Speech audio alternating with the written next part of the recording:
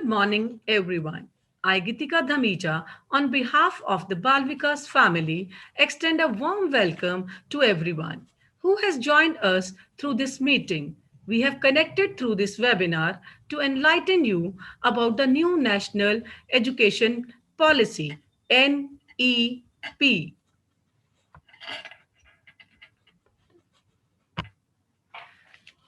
The new National Education Policy replaces the previous policy of education 1986. The Union Cabinet has approved it with an aim to introduce several changes in the Indian education system from the school to college level.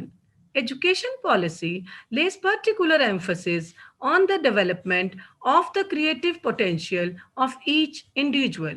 It is based on the principle that education must develop not only in cognitive capacities but also special ethical and emotional capacities and disposition. Mahatma Gandhi, the father of our nation, rightly said, by education, I mean an all round drawing of the best in child and man in body, mind, and spirit. With this, we move forward to our next slide, and class 2 teachers will take over this webinar. As you can see, the vision of the policy. The National Education Policy envisions an education system rooted in Indian ethos that contributes directly to transforming India, that is Bharat, sustainably into an equitable and vibrant knowledge society by providing high quality education to all and thereby making India a global knowledge superpower. The policy envisions that the curriculum and pedagogy of our institution must develop among the students a deep sense of respect towards the fundamental duties and constitutional values, bonding with one's country and a conscious awareness of one's roles and responsibilities in a changing world.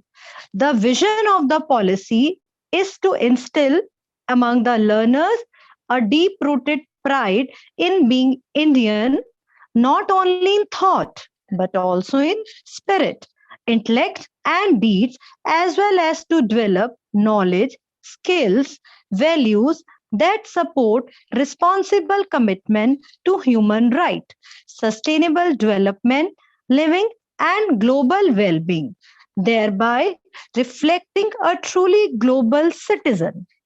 Next slide is the education policy. Education policy.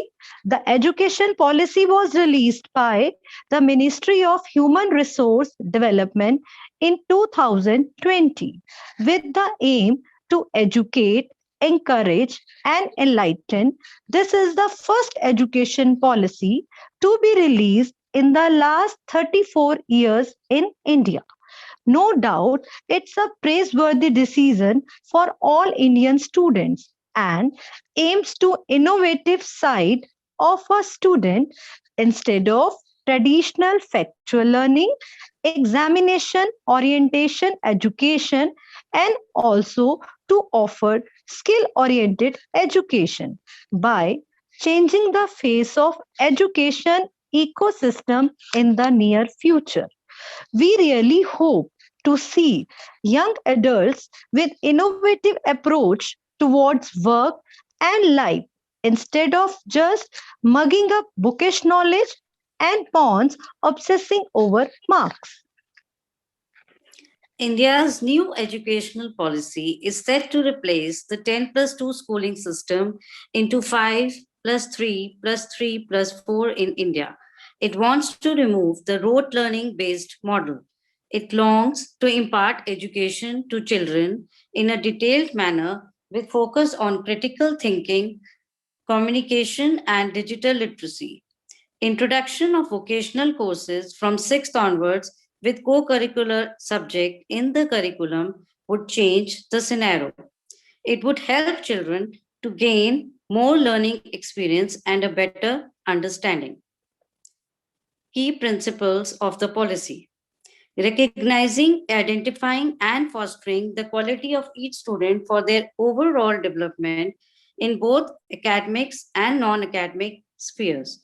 Emphasis will be on understanding of the concept rather than rote learning. Critical thinking and creativity has to be encouraged. Students will be encouraged to ask questions and also to be creative in their assignments. Regular assessment of the students will be planned for continuous review. As everything will be digital, so use of technology in teaching has to be given paramount importance. This policy ensures equality in all students so that each one is able to thrive in the education system. NEP policy aims at the respect for the various backgrounds from which the child is coming and helping them to adjust in the schooling system. Salient features of the policy. There are going to be 5 years of foundational stage for ages 3 to 8 years. This stage will focus on teaching in play based and development of language skill. Then is the preparatory stage, ages 8 to 11 years. It includes classes 3 to 5. In this, apart from playroom learning, classroom interactions will be more. After this comes the middle stage, age 11 to 14 years for classes 6 to 8. In this, experiential learning in science, math, and social sciences will be more prominent. And lastly is the secondary stage, ages 14 to 18, classes 9 to 12. It leads greater critical thinking along with the in-depth knowledge of the subject with the practical experience. As you can see in this slide, the new education policy 2020 brings about several major reforms in education in India. Among the major reforms, the 10+2 structure in the schooling system has been replaced by 5+3+3+4 structure. Students in the age group of 3 to 8 years will be part of the foundational stage. This stage will split into two, 3 years of play school and 2 years of primary school. This policy brings into the fold the already existing play schools into the formal education. Then is for children between 8 to 11 years of age, there will be a greater emphasis on experiential learning across the sciences, mathematics, arts, social sciences, and humanities. For students between 11 to 14 years in grades 6 to 8, the thrust for this level will be to have a subject-oriented pedagogical learning style. The final stage is for students between 14 to 18 years. This stage will promote critical thinking, attention to life aspirations, and also allow flexibility of subjects. The total number of years a student spends within the school education system remains the same. There will also be more emphasis on integrating vocational education and internships from grade 6 onwards. This is to equip students with new skills like carpentry, electric work, pottery making, etc. Then is multilingualism and the power of language. The National Education Policy 2020 has emphasized on the use of mother tongue or local language as the medium of instruction till class 5, while recommending its continuance till class 8 and beyond. The 3 languages formula will be followed, in which students will learn 3 languages in their school. At least 2 of the 3 languages should be native to India. For example, if I say, if a student in Mumbai is learning Marathi and English, he or she will have to choose to learn another Indian language. And also, under the 3 language formula, teaching or learning Hindi will be mandatory in those states where the language is not usually spoken. All classical languages will be widely available in schools as options. And as you can see, early childhood education, learning in the formative years, as it is clear from the slide, studies show that those who are more curious about a topic tend to learn faster. For example, this study shows that curiosity essentially primes the brain for learning. Interactive classrooms are a way to promote more thought processes, evoke curiosity, develop critical thinking, and problem solving. Skills and teaching by play based method and activity based curriculum. The analysis of the policy reveals the focus it lays on developing extracurricular activities and nurturing education of the arts. It recognizes the potential and power of teaching arts to students, relationship with nature, teamwork, and collaboration. It ideally consists of flexible, multi-level, play-based, activity-based, and discovery-based learning about example, alphabets, languages, numbers, counting, colors, shapes, drawing, painting, music, etc.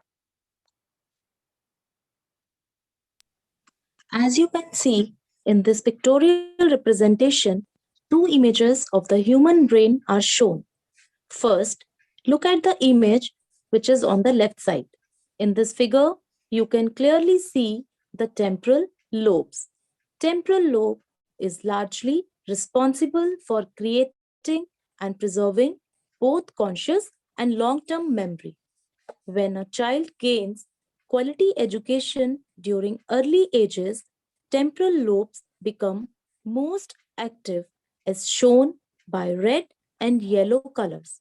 However, if a child does not receive quality education, temporal lobes remain least active as shown in the right side image by purple and black colors. According to this slide, school students will be able to take up internships and gain vocational knowledge by engaging with professionals in various fields like pottery making, electrical work, gardening, etc. States and local communities will decide regarding surveys and practical experience of crucial vocational crafts, and mapping will be done by local skilling needs. For example, Panipat is well known for its handloom industry, so students can learn a lot about it. This slide shows that the National Education Policy aims to incorporate the teaching of vocational skills within the school curriculum to promote innovation, adaptability, and productivity. Students from grades 6 to 8 will also be encouraged to participate in a 10-day bagless period wherein they may intern with local vocational experts. Similar internship opportunities to learn vocational subjects will also be available to students throughout grades 6 to 12. The policy also seeks to promote the provision of online vocational courses.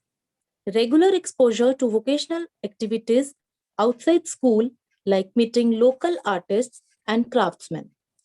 Vocational courses will be offered through open as well as distance learning mode.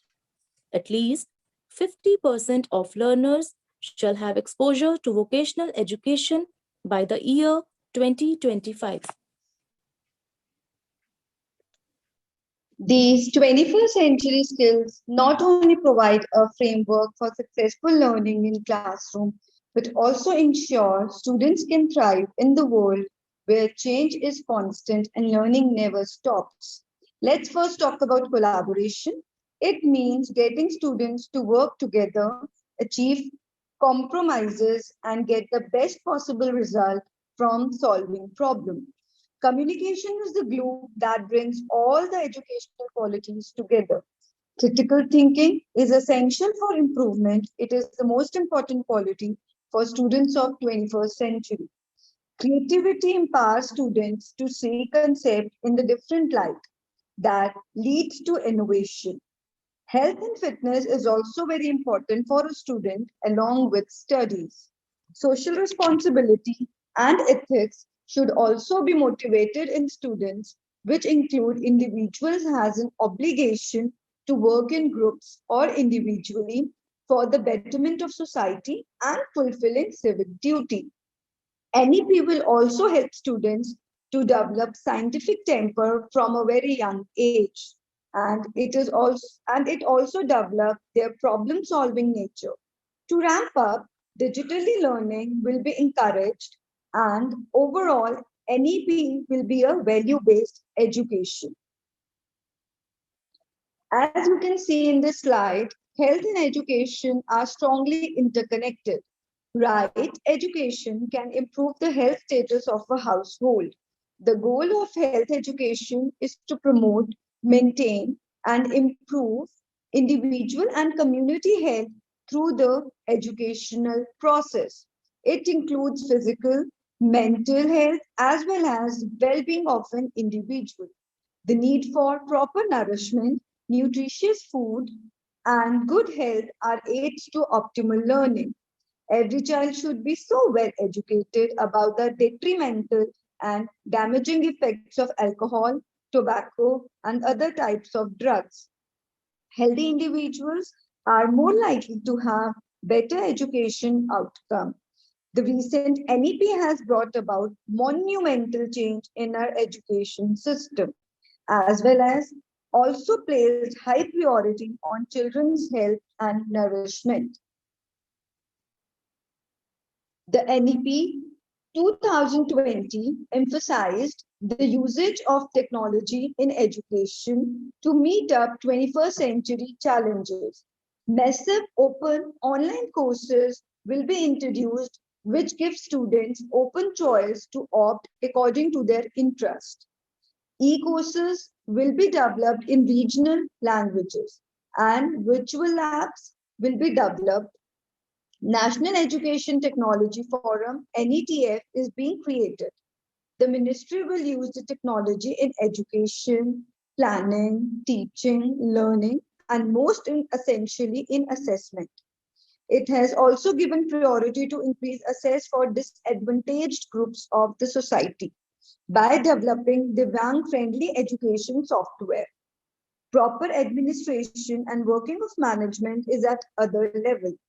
According to NEP, the new education policy is aimed to digitally equipping schools, teachers, as well as students. Lastly, NEP will give importance to practical knowledge instead of pushing them towards rote learning.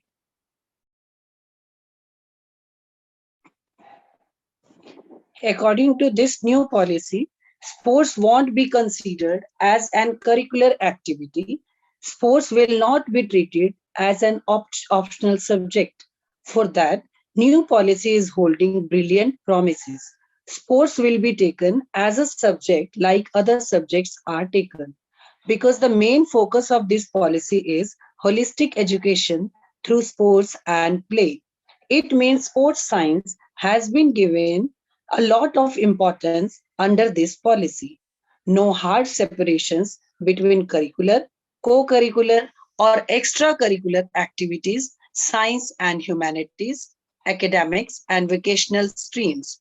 It means new education policy has created a kind of equity and no discrimination and a kind of level playing field for both sports and academic activities.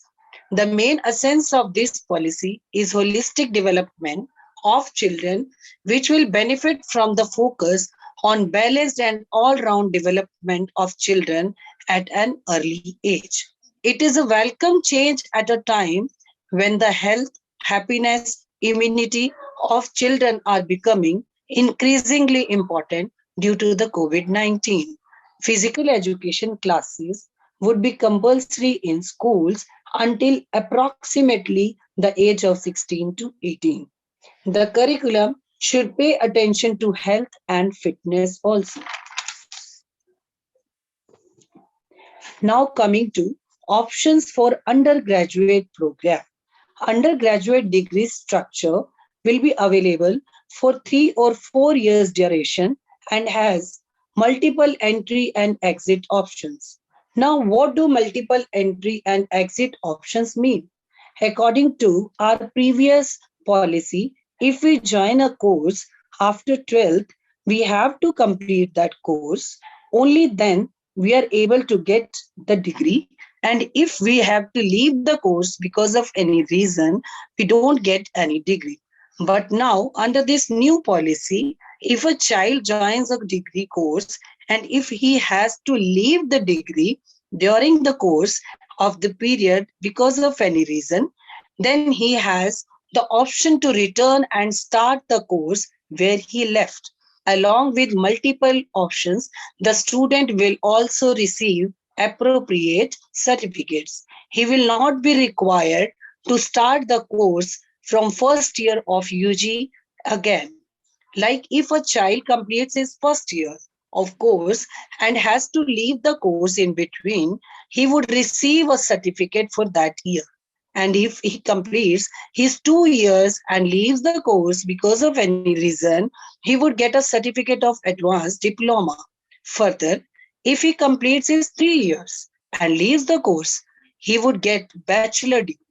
And last, if he completes all his 4 years, he would get bachelor degree research. According to the new education policy 2020, there will be no hard separation between the streams. A student can choose any stream and can also opt for any additional non-stream subject. Pedagogical structure has changed from 10 plus 2 plus 3 to 5 plus 3 plus 3 plus 4 as far as the division of years is concerned. Based on the core competencies, exams can be taken twice. Degree can also be awarded after 1 or 2 years depending upon course opted.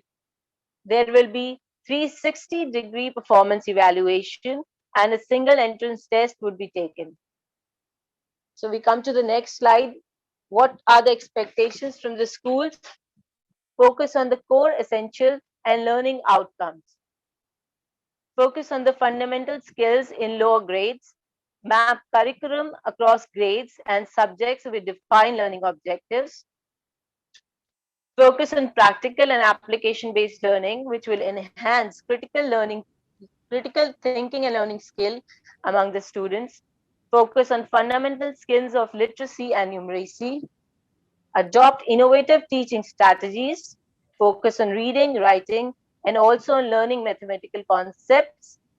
Changing in classroom teaching in alignment with NEP 2020.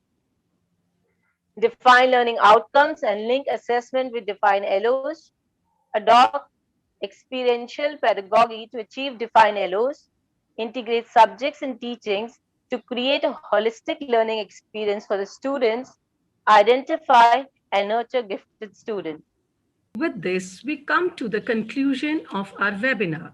I hope you all found this webinar effective. It is rightly said, the only impossible journey is the one you never begin. Similarly, any new policy's effectiveness depends on its implementation. Such implementation will require multiple initiatives and actions which will have to be taken by the school as well as the parents with proper planning. With this, I thank you all for joining us and taking out your precious time to be a part of this webinar. Thank you.